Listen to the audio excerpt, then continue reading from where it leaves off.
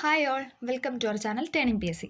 അപ്പോൾ നമ്മളിന്ന് പഠിക്കാൻ പോകുന്നത് 9ാം ക്ലാസ്സിലെ SCRT ചാപ്റ്ററാണ് സോഷ്യൽ സയൻസിൻ്റെ നല്ല നാളേക്കായി എന്ന് പറയുന്ന ചാപ്റ്റർ. ഓക്കെ, നല്ല നാളേക്കായി നമുക്ക് സ്റ്റാർട്ട് ചെയ്യാം. ആദ്യം തന്നെ ഇവിടെ ഒരു പിക്ചർ കൊടുത്തിട്ടുണ്ട്, ഒരു കഴുകനും ഒരു കുട്ടിയും ഫ്രണ്ടിൽ കണ്ടോ. ഓക്കെ, 1993 മാർച്ച് 26 ന്യൂയോർക്ക് ടൈംസ് പ്രസിദ്ധീകരിച്ച ചിത്രമാണിത്. ആഫ്രിക്കൻ രാജ്യമായ സുഡാന്റെ തെക്കൻ പ്രദേശത്ത് പട്ടിണി മൂലം വിശന്നു വീണ ഒരു കുട്ടിയും കുട്ടിയെ ഭക്ഷണമാക്കാൻ കാത്തു നിൽക്കുന്ന കഴുകനുമാണ് ചിത്രത്തിലുള്ളത്. ആഫ്രിക്കൻ രാജ്യമായ സുഡാന്റെ തെക്കൻ പ്രദേശത്ത് പട്ടിണി മൂലം വിശന്നു വീണ ഒരു കുട്ടിയും കുട്ടിയെ ഭക്ഷണമാക്കാൻ കാത്തു നിൽക്കുന്ന കഴുകനുമാണ് ചിത്രത്തിലുള്ളത്.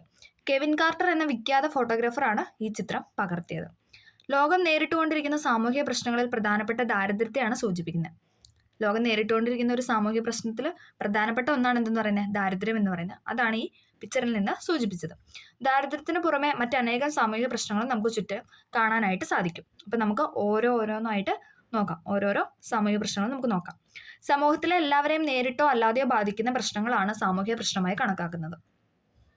എല്ലാവരെയും നേരിട്ടോ അല്ലാതെയോ ബാധിക്കുന്ന പ്രശ്നമാണ് എന്തെന്ന് പറയുന്നത്, സാമൂഹിക പ്രശ്നമായി കണക്കാക്കുന്നത്. വ്യക്തികളുടെ പ്രശ്നമോ പൊതുവായ പ്രശ്നമോ സമൂഹത്തെ ബാധിക്കുകയും ദീർഘകാലം നിലനിൽക്കുകയും ചെയ്യുമ്പോൾ അത് സാമൂഹിക പ്രശ്നമായി മാറുന്നു. വ്യക്തികളുടെ പ്രശ്നമോ പൊതുവായ പ്രശ്നമോ സമൂഹത്തെ ബാധിക്കുകയും ദീർഘകാലം നിലനിൽക്കുകയും ചെയ്യുമ്പോൾ അതെന്താണ്, സാമൂഹിക പ്രശ്നമായിട്ട് മാറുന്നു. സാമൂഹിക പ്രശ്നത്തെ കൂടുതൽ വ്യക്തമായി മനസ്സിലാക്കാൻ ചില സാമൂഹ്യ ശാസ്ത്രജ്ഞരുടെ നിർവചനങ്ങൾ നമുക്കൊന്ന് നോക്കാം. ഓക്കെ, ഫസ്റ്റ് വൺ, സാമൂഹിക ക്രമത്തിൽ ഒഴിച്ചുകൂടാനാവാത്തതെന്ന് പൊതുവിൽ അംഗീകരിക്കപ്പെടുന്ന പെരുമാറ്റ രീതികളുടെയും സാമൂഹിക നിയമങ്ങളുടെയും ലംഘനമാണെന്തെന്ന് പറയുന്നത് സാമൂഹിക പ്രശ്നം എന്ന് പറയുന്നത്. സാമൂഹിക ക്രമത്തിൽ ഒഴിച്ചുകൂടാനാവാത്തെന്ന് പൊതുവിൽ അംഗീകരിക്കപ്പെടുന്ന ചില പെരുമാറ്റ രീതികളൊക്കെ ഉണ്ടല്ലോ, അതൊക്കെ എന്താണ്, ലംഘിക്കപ്പെടുന്നതിനെയാണ് നമ്മൾ എന്താ പറയുക, സാമൂഹിക പ്രശ്നം എന്ന് പറയുന്നത്. ഇങ്ങനെ പറഞ്ഞു വെച്ച വ്യക്തിയാണ് റോബർട്ട് മെർട്ടനും റോബർട്ട് നിസ്ബറ്റും ആണ് ഇങ്ങനെ പറഞ്ഞു വെച്ചത്. ഇനി അടുത്തതാണ്, സമൂഹത്തിന്റെ സഹിഷ്ണുതാപരമായ നിലനിൽപ്പ് ഇല്ലാതാക്കുന്ന തരത്തിലുള്ള വ്യക്തികളുടെ സ്വഭാവ വ്യതിചലനത്തെയാണ് സാമൂഹിക പ്രശ്നമായി കണക്കാക്കുന്നത്. ഇങ്ങനെ അഭിപ്രായപ്പെട്ടതാണ് ആരെന്ന് പറയുന്നത്, ലെൻബർഗ് എന്ന് പറയുന്നത്. സമൂഹത്തിന്റെ സഹിഷ്ണുതാപരമായ നിലനിൽപ്പ് ഇല്ലാതാക്കുന്ന തരത്തിലുള്ള വ്യക്തികളുടെ സ്വഭാവ വ്യതിചലനത്തെയാണ് എന്തെന്ന് പറഞ്ഞത്, സാമൂഹിക പ്രശ്നമായി കണക്കാക്കുന്നത്. ഇങ്ങനെ അഭിപ്രായപ്പെട്ടതാണ് ലെൻബർഗ് എന്ന വ്യക്തി. ഓക്കെ, അപ്പൊ നമ്മൾ ഓരോ സാമൂഹിക പ്രശ്നങ്ങളാണ് പഠിക്കാനായിട്ട് പോകുന്നത്. ആദ്യത്തേതാണ് ദാരിദ്ര്യം. നമുക്ക് നോക്കാം. ജീവിതം, ആരോഗ്യം, കാര്യക്ഷമത എന്നിവയ്ക്ക് വേണ്ട ഏറ്റവും കുറഞ്ഞ ഉപഭോഗ വസ്തുക്കൾ നേടുന്നതിനുള്ള കഴിവില്ലായ്മയാണ് എന്തെന്ന് പറയുന്നത്, ദാരിദ്ര്യം എന്ന് പറയുന്നത്. ജീവിതം, ആരോഗ്യം, കാര്യക്ഷമത ഇതൊക്കെ നമുക്ക് ഏറ്റവും കുറഞ്ഞ അളവിൽ വേണം അല്ലേ. അപ്പം അത് നേടാനുള്ള കഴിവില്ലായ്മയാണ് എന്നതുകൊണ്ട് ഉദ്ദേശിക്കുന്നത്, ദാരിദ്ര്യം എന്നതുകൊണ്ട് ഉദ്ദേശിക്കുന്നത്. 2015 ലോകബാങ്കിന്റെ കണക്കുകൾ പ്രകാരം 702 ദശലക്ഷം മനുഷ്യർ ലോകത്ത് ദരിദ്രരാണ്. അപ്പം ലോകബാങ്കിന്റെ കണക്ക് പ്രകാരം എന്താണ്, 702 ദശലക്ഷം മനുഷ്യർ ദരിദ്രനാണ്. ദാരിദ്ര്യം ഇന്ത്യയിൽ മാത്രമല്ല ലോകത്ത് മുഴുവൻ ഒരു സാമൂഹിക പ്രശ്നമാണ്. ഐക്യരാഷ്ട്രസഭയുടെ കണക്കനുസരിച്ച് വികസ്വര രാജ്യങ്ങളിൽ 5-ൽ ഒരാൾ ജീവിക്കുന്ന ദാരിദ്ര്യ രേഖയ്ക്ക് താഴെയാണ്. അതായത് വികസിച്ചുകൊണ്ടിരിക്കുന്ന രാജ്യങ്ങളിൽ പെടുന്ന രാജ്യങ്ങളിൽ എന്താണ്, 5 പേരെ എടുത്താൽ അതിൽ ഒരാൾ എന്താണ്, ദാരിദ്ര്യ രേഖയ്ക്ക് താഴെയാണ്. ആസൂത്രണ കമ്മീഷന്റെ കണക്കുകൾ പ്രകാരം ഇന്ത്യയിൽ 22% ജനങ്ങൾ ദാരിദ്ര്യത്തിന്റെ കഷ്ടതകൾ അനുഭവിക്കുന്നതാണ്. അതായത് ആസൂത്രണ കമ്മീഷന്റെ കണക്ക് പ്രകാരം എന്താണ്, ഇന്ത്യയിൽ 22% ജനങ്ങൾ ദാരിദ്ര്യത്തിന്റെ കഷ്ടത അനുഭവിക്കുന്നുണ്ട്. ഇനി അടുത്ത പ്രശ്നമാണ് തൊഴിലില്ലായ്മ എന്ന് പറയുന്നത്. നമുക്ക് നോക്കാം. തൊഴിലില്ലായ്മ എന്നത് ദാരിദ്ര്യവുമായി ബന്ധപ്പെട്ട സാമൂഹിക പ്രശ്നം തന്നെയാണ്. ജനങ്ങളിൽ ഒരു വിഭാഗം ജീവിക്കാൻ വേണ്ടി ഏതെങ്കിലും തരത്തിലുള്ള തൊഴിൽ കണ്ടെത്തുമ്പോൾ ലോകത്ത് വലിയൊരു വിഭാഗം ജനങ്ങൾ അതിന് കഴിയാത്തവരാണ്. പണിയെടുക്കാനുള്ള ശാരീരികവും മാനസികവുമായ കഴിവും അതിനുള്ള പ്രായവും സമ്മതവും ഉണ്ടായിരുന്നിട്ടും ജോലി ലഭിക്കാത്ത അവസ്ഥയാണ് എന്തെന്ന് പറയുന്നത്, തൊഴിലില്ലായ്മ എന്ന് പറയുന്നത്. പണിയെടുക്കാനുള്ള ശാരീരികവും മാനസികവുമായ കഴിവും അതിനുള്ള പ്രായവും സമ്മതവും ഉണ്ടായിരുന്നിട്ടും ജോലി ലഭിക്കാത്ത അവസ്ഥയാണ് തൊഴിലില്ലായ്മ എന്നതുകൊണ്ട് ഉദ്ദേശിക്കുന്നത്. തൊഴിലില്ലായ്മയുടെ പ്രത്യാഘാതങ്ങൾ നിങ്ങളുടെ പ്രദേശത്തും കാണാനായിട്ട് പറ്റും. നമുക്കും അറിയാലേ, തൊഴിലില്ലാതെ ഒരുപാട് പേര് കഷ്ടത അനുഭവിക്കുന്നവരുണ്ട്. അടുത്തൊരു സാമൂഹിക പ്രശ്നമാണ് എന്തെന്ന് പറയുന്നത്, പാർപ്പിട പ്രശ്നം എന്ന് പറയുന്നത്. മനുഷ്യന്റെ അടിസ്ഥാന ആവശ്യങ്ങളിൽ ഒന്നാണ് പാർപ്പിടം. പാർപ്പിടത്തെക്കുറിച്ചുള്ള സമൂഹത്തിന്റെ കാഴ്ചപ്പാടുകൾ വ്യത്യസ്തമാണ്. പാർപ്പിടമില്ലായ്മ ഇന്ത്യ നേരിടുന്ന പ്രധാനപ്പെട്ട സാമൂഹിക പ്രശ്നമാണ്. ഒരു വ്യക്തിക്കും കുടുംബത്തിനും ആരോഗ്യകരമായ രീതിയിൽ ജീവിതം നയിക്കാൻ ആവശ്യമായ ഒരു വീട് ഉണ്ടാവുക എന്നത് ഏതൊരു പൗരന്റെയും അവകാശത്തിൽപ്പെടുന്ന കാര്യമാണ്. ഒരു വ്യക്തിക്കും കുടുംബത്തിനും ആരോഗ്യകരമായ രീതിയിൽ ജീവിതം നയിക്കാൻ ആവശ്യമായ ഒരു വീട് ഉണ്ടാവുക എന്നത് ഏതൊരു പൗരന്റെയും അവകാശത്തിൽപ്പെടുന്ന കാര്യമാണ്. ഓക്കെ, സുരക്ഷിതത്വവും അനുയോജ്യവുമായ വാസസ്ഥലം കരസ്ഥമാക്കാനോ നിലനിർത്താനോ കഴിയാത്ത അവസ്ഥയാണ് പാർപ്പിടമില്ലായ്മ. സുരക്ഷിതത്വവും അനുയോജ്യവുമായ വാസസ്ഥലം കരസ്ഥമാക്കാൻ സാധിക്കാതെ വരുന്ന സാഹചര്യമാണ് എന്തെന്ന് പറയുന്നത് പാർപ്പിടമില്ലായ്മ എന്നതുകൊണ്ട് ഉദ്ദേശിക്കുന്നത്. ഓക്കെ. അടുത്തൊരു പ്രശ്നമാണ് വൃദ്ധജനങ്ങളുടെ അനാഥത്വം. നമ്മുടെ നാട്ടിൽ അനാഥരായ വൃദ്ധജനങ്ങളുടെ എണ്ണം കൂടി വരികയാണ്. അണുകുടുംബങ്ങളുടെ വർധനവും മെച്ചപ്പെട്ട സൗകര്യങ്ങൾ തേടി നഗരങ്ങളിലേക്കുള്ള താമസം മാറലും കാരണം വൃദ്ധജനങ്ങൾക്ക് മുമ്പ് ലഭിച്ചിരുന്ന പരിചരണമോ പരിഗണനയോ ലഭിക്കാതെ വരുന്നു. ഇത് അവരുടെ അനാഥത്വത്തിന് കാരണമാകുന്നു. സ്നേഹമില്ലായ്മ, അംഗീകാരമില്ലായ്മ, ഒറ്റപ്പെടുത്തൽ, അനിശ്ചിതത്വ ബോധം, സാമ്പത്തിക പ്രതിസന്ധി, ആരോഗ്യ പ്രശ്നങ്ങൾ, മാനസിക പിരിമുറുക്കം തുടങ്ങിയ പ്രശ്നങ്ങൾ നേരിടുന്നവരാണ് വൃദ്ധരെന്ന് പറയുന്നത്. ഇത് അവരിൽ പലവിധ ആന്തരിക സംഘർഷങ്ങൾ സൃഷ്ടിക്കുന്നു. അവരുടെ അനാഥത്വം സമീപകാലത്ത് ഒരു പൊതു പ്രശ്നമായി വളരുകയാണ്. അതുകൊണ്ട് തന്നെ വൃദ്ധസദനങ്ങൾ എന്താണ് നമ്മുടെ നാട്ടിൽ കൂടി വരികയാണ് അല്ലേ.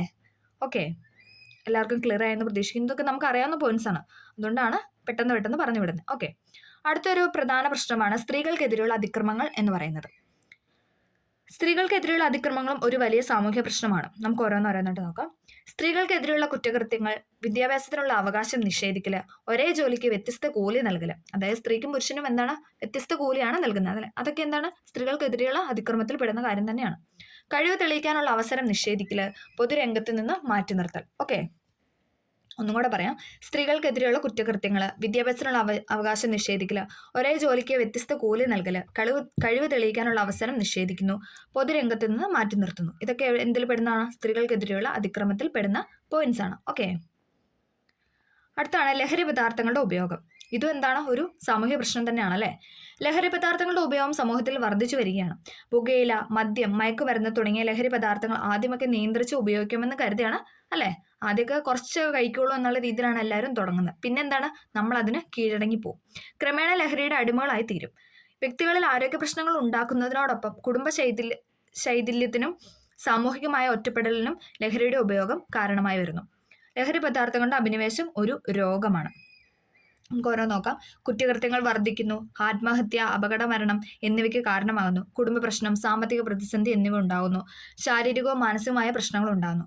ലഹരിയുടെ ഉപയോഗം മൂലമാണ്, അതായത് പുകവലി, മദ്യം, മയക്കുമരുന്ന് എന്നിവയുടെയൊക്കെ ഉപയോഗം മൂലം എന്താണ് കുറ്റകൃത്യങ്ങൾ വർദ്ധിക്കുന്നു, ശാരീരികവും മാനസികവുമായ പ്രശ്നങ്ങൾ ഉണ്ടാകുന്നു, കുടുംബ പ്രശ്നവും സാമ്പത്തിക പ്രതിസന്ധി ഉണ്ടാകുന്നു, ആത്മഹത്യ, അപകടമരണം എന്നിവയ്ക്കും കാരണമാകുന്നു.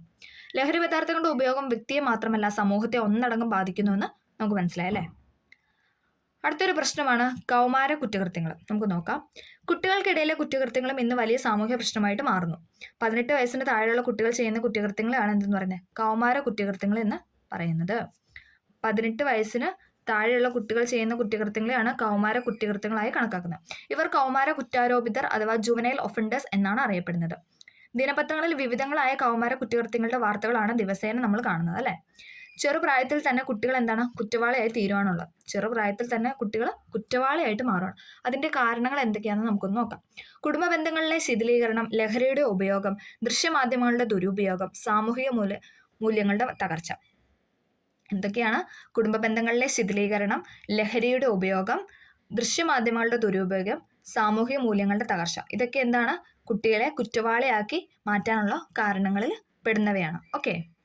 കുട്ടികളിലെ കുറ്റവാസന ഇല്ലാതാക്കുക എന്നത് സമൂഹത്തിന്റെ മൊത്തം ബാധ്യതയാണ്. സ്കൂള്, പോലീസ് സംവിധാനം, ബോധവൽക്കരണം, പിന്തുണാ സംവിധാനം, സാമൂഹിക പ്രവർത്തനം എന്നിവ കുട്ടികളിലെ കുറ്റവാസന തടയാൻ ഏറെ സഹായകമാണ്. കൗമാര കുറ്റകൃത്യങ്ങൾ തടയാനുള്ള സംവിധാനങ്ങൾ ആണ് കൊടുത്തിരിക്കുന്നത്. നമുക്ക് ഓരോന്നായിട്ട് നോക്കാം. ആദ്യം തന്നെ കൗൺസിലിംഗ് സെന്റർ. കുട്ടികളുടെ സ്വഭാവ രൂപീകരണത്തിനും വ്യക്തിത്വ വികാസത്തിനും കുടുംബത്തിന് പ്രധാന പങ്കാണ് വഹിക്കാനുള്ളത്. കുട്ടികളുടെ ആവശ്യങ്ങൾ തിരിച്ചറിയാനും അവയെ മനസ്സിലാക്കാനും കുടുംബത്തെ സഹായിക്കാനും കൗൺസിലിംഗ് സെന്ററുകൾക്ക് കഴിയും. കുട്ടികളുടെ ആവശ്യങ്ങൾ തിരിച്ചറിയാനും അവരെ സഹായിക്കാനും കുടുംബത്തെ സഹായിക്കാനൊക്കെ എന്താണ് കൗൺസിലിംഗ് സെന്ററുകൾക്ക് സാധിക്കും. അടുത്താണ് ജുവനൈൽ കോടതി. കൗമാരക്കാരുടെ കുറ്റകൃത്യങ്ങൾ കൈകാര്യം ചെയ്യാൻ സ്ഥാപിക്കപ്പെട്ട സംവിധാനമാണ് ജുവനൈൽ കോടതി എന്ന് പറയുന്നത്. നമുക്കറിയാം അല്ലേ. കൗമാരക്കാരുടെ നമ്മളിപ്പോൾ പറഞ്ഞു 18 വയസ്സിന് താഴെയുള്ള കുട്ടികൾ ചെയ്യുന്ന കുറ്റകൃത്യങ്ങളാണ് എന്തെന്ന് പറയുന്നത് ജുവനൈൽ ഒഫൻഡേഴ്സ് അഥവാ കൗമാര കുറ്റാരോപിതർ എന്നൊക്കെ പറയുന്നത്. അപ്പോൾ അവരെ നോക്കുന്ന കോടതിയാണ് ഇതെന്ന് പറയുന്നത് ജുവനൈൽ കോടതി എന്ന് പറയുന്നത്. മറ്റു കോടതികളുടെ പ്രവർത്തനങ്ങളിൽ നിന്ന് വ്യത്യസ്തമാണ് ഏത് ജുവനൈൽ കോടതിയുടെ ഇതെന്ന് പറയുന്നത്. ഓക്കെ. അടുത്താണ് ചൈൽഡ് ലൈൻ. കുട്ടികൾ അനുഭവിക്കുന്ന പ്രശ്നങ്ങളും പ്രയാസങ്ങളും കണ്ടെത്തി അവരെ സഹായിക്കാനും സംരക്ഷിക്കാനുമായി ഇന്ത്യ ഗവൺമെന്റിന്റെ ministry of woman and child ഡെവലപ്മെന്റിന്റെ കീഴിൽ പ്രവർത്തിക്കുന്ന ഒരു ഏജൻസിയാണ് എന്തെന്ന് പറയുന്നത് ചൈൽഡ് ലൈൻ എന്ന് പറയുന്നത്. കുട്ടികൾ അനുഭവിക്കുന്ന പ്രശ്നങ്ങളും പ്രയാസങ്ങളും കണ്ടെത്തി അവരെ സഹായിക്കാൻ വേണ്ടിയിട്ട് എന്താണ് ഇന്ത്യ ഗവൺമെൻറ്റിൻ്റെ ministry of woman and child line development ministry of woman and child ഡെവലപ്മെൻറ്റിൻ്റെ കീഴിൽ പ്രവർത്തിക്കുന്ന ഒരു ഏജൻസിയാണ് എന്തെന്ന് പറയുന്നത് ചൈൽഡ് ലൈൻ എന്ന് പറയുന്നത്. ടാറ്റ ഇൻസ്റ്റിറ്റ്യൂട്ട് ഓഫ് സോഷ്യൽ സയൻസിലെ അതായത് TISS Tata institute of social സയൻസിലെ പ്രൊഫസറായ ജിറോ ബില്ലിമോറിയാണ് 1996 ബോംബെയിൽ ചൈൽഡ് ലൈൻ സ്ഥാപിച്ചത്. 1996 ബോംബെയിൽ ചൈൽഡ് ലൈൻ സ്ഥാപിച്ചത് ടാറ്റ ഇൻസ്റ്റിറ്റ്യൂട്ട് ഓഫ് സോഷ്യൽ സയൻസിലെ പ്രൊഫസറായ ജിറോ ബില്ലിമോറിയാണ്.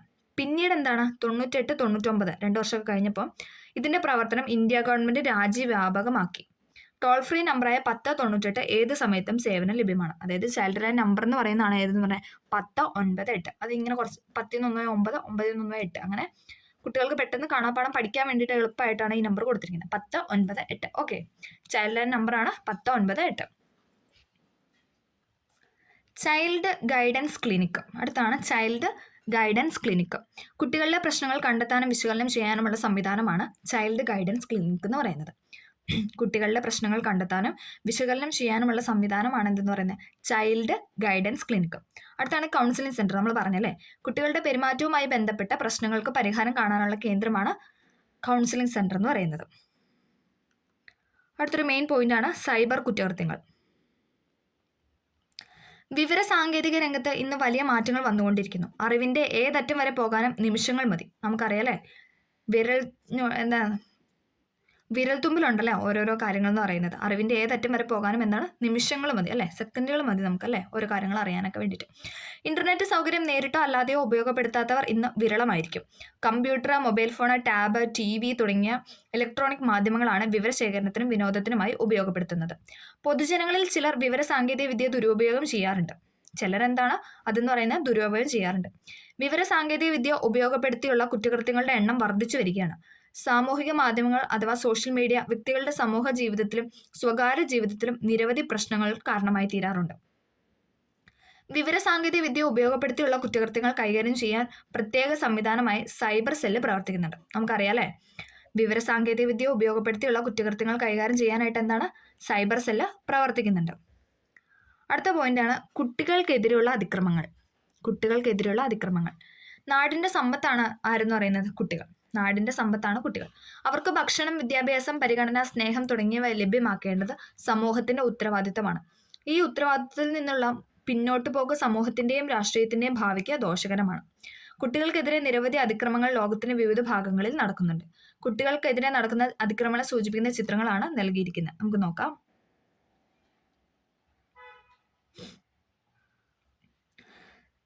സാമൂഹ്യ പ്രശ്നങ്ങൾ പലതും പരസ്പരം ബന്ധപ്പെട്ട് കിടക്കുന്നു. സാമൂഹ്യ പ്രശ്നങ്ങൾ ഉണ്ടാകുന്ന പ്രത്യാഘാതങ്ങൾക്ക് പൊതു സ്വഭാവമുണ്ട്. കാലത്തിനനുസരിച്ച് സാമൂഹ്യ പ്രശ്നങ്ങൾക്ക് മാറ്റം സംഭവിക്കാറുണ്ട്. സാമൂഹ്യ പ്രശ്നങ്ങൾ പരിഹരിക്കാൻ ഒറ്റക്കെട്ടായ പ്രവർത്തനം അനിവാര്യമാണ്. ഇവിടെ ഈ പിക്ചറിൽ നൽകിയിരിക്കുന്നുണ്ട് കുട്ടികൾക്കെതിരെയുള്ള അതിക്രമങ്ങളാണ് അല്ലേ. ഓക്കെ, നമ്മുടെ സമൂഹത്തിൽ നിലനിൽക്കുന്ന ചില പ്രശ്നങ്ങളെക്കുറിച്ച് ധാരണ നേടിയല്ലോ. ഇത്തരം സാമൂഹിക പ്രശ്നങ്ങൾ എല്ലാ ദേശങ്ങളിലും ഉണ്ട്. ചില നാടുകളിൽ ചില സാമൂഹിക പ്രശ്നങ്ങൾ തീവ്രമായിരിക്കും. ഗ്രാമത്തിലെ സാമൂഹിക പ്രശ്നങ്ങളായിരിക്കില്ല നഗരങ്ങളിലും ഉണ്ടാവാം. ഇത്തരം സാമൂഹിക പ്രശ്നങ്ങളെക്കുറിച്ച് പഠിക്കാനും പരിശോധിക്കാനും സാമൂഹ്യശാസ്ത്രം നിരന്തരം ശ്രമിച്ചുകൊണ്ടിരിക്കുന്നു. ഓക്കെ, അപ്പം നമ്മൾ ഈ ചാപ്റ്ററിൽ പഠിച്ചത് എന്താണ്? സാമൂഹ്യ പ്രശ്നങ്ങളെക്കുറിച്ചാണ് പഠിച്ചത് അല്ലേ. അപ്പം ഇതോടുകൂടി ഈ ചാപ്റ്റർ തീർന്നിട്ടുണ്ട്. അതിൻ്റെ ഒരു സംഗ്രഹം പോലെ ചെറിയൊരു ബോക്സ് ഇവിടെ കൊടുത്തിട്ടുണ്ട്. നമുക്ക് നോക്കാം. നല്ല നാളേക്ക്, അതായിരുന്നു നമ്മുടെ ചാപ്റ്ററിൻ്റെ പേരല്ലേ, നല്ല നാളേക്ക്. സാമൂഹ്യ പ്രശ്നങ്ങളും പരിഹാരവും ഒക്കെ ആയിരുന്നു ഇതിൽ നമ്മൾ മെയിനായിട്ട് പറഞ്ഞു വെച്ചത് അല്ലേ. ദാരിദ്ര്യം, തൊഴിലില്ലായ്മ, പാർപ്പിട പ്രശ്നം, വൃദ്ധജനങ്ങളുടെ അനാഥത്വം, സ്ത്രീകൾക്കെതിരെയുള്ള അതിക്രമങ്ങൾ, ലഹരി പദാർത്ഥങ്ങളുടെ ഉപയോഗം, കൗമാര കുറ്റകൃത്യങ്ങൾ, സൈബർ കുറ്റകൃത്യങ്ങൾ, കുട്ടികൾക്കെതിരെയുള്ള കുറ്റകൃത്യങ്ങൾ, ഇതൊക്കെയായിരുന്നല്ലേ നമ്മൾ ഈ ചാപ്റ്ററിൽ നിന്ന് പഠിച്ചത്. ഓക്കെ, അപ്പോൾ എല്ലാവർക്കും ഇത് മനസ്സിലായെന്ന് പ്രതീക്ഷിക്കുന്നു. എന്തെങ്കിലും അറിയില്ലാത്തയോ മനസ്സിലാവാത്തയോ കാര്യങ്ങൾ അങ്ങനെ എന്തെങ്കിലും ഉണ്ടെങ്കിൽ കമൻറ്റ് ചെയ്യുക. അപ്പം ഈ ക്ലാസ് ഇഷ്ടപ്പെട്ടെങ്കിൽ തീർച്ചയായും ലൈക്ക് ചെയ്ത് സപ്പോർട്ട് ചെയ്യണം. Okay, thank